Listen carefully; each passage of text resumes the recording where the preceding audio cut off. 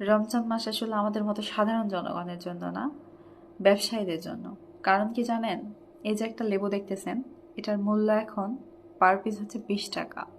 তাহলে 60 টাকা অথবা 80 টাকা, কোথাও কোথাও 60 টাকা হালি যাচ্ছে, কোথাও 80 টাকা হালি যাচ্ছে। তাহলে একটা লেবুর দাম পড়তেছে 15 টাকা অথবা হচ্ছে 20 টাকা।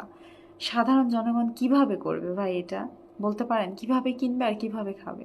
তাহলে 30টা রমজান, 30টা রমজানই হচ্ছে ব্যবসায়ীদের জন্য। প্রথম 10 রমজান হচ্ছে আপনাদের তেল ব্যবসায়ী, লেবু ব্যবসায়ী, গুড় ব্যবসায়ী, চিনি ব্যবসায়ী, এদের জন্য।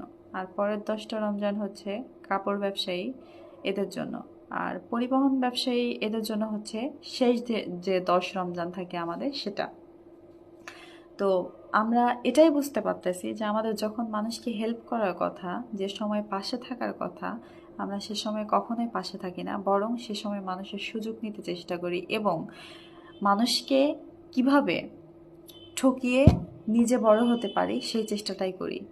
তো আজকে আমি এই কথাটা বলার কারণ হচ্ছে, আমি যখন লেবু কিনতে গেছিলাম বিকেলবেলা, সে সময় লেবু কিনতে গিয়ে একটা বয়স্ক লোক লেবু কিনতে আসায় আমি তার অবস্থা দেখে খুবই খারাপ লাগছিল, যার জন্য আসলে এই কন্টেন্টটা তৈরি করা।